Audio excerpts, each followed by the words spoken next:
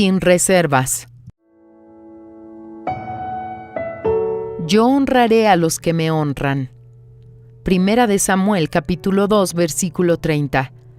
La respuesta divina es inmediata. Nadie tiene más interés que el propio Dios en honrar a quienes le son fieles, pero la mayoría de los creyentes en Jesús no ha visto su grandeza en la vida. ¿Por qué?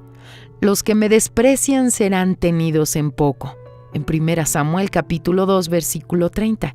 Este pueblo de labios me honra, mas su corazón está lejos de mí, reclamó Jesús en Mateo 15, 8 y en Marcos 7, 6. La fe se vuelve infructífera cuando la honra dada a Dios es solo de la boca hacia afuera.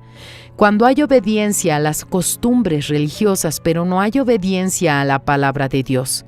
¿Por qué me llamáis Señor, Señor, y no hacéis lo que yo digo?, cuestionó Jesús en Lucas 6:46.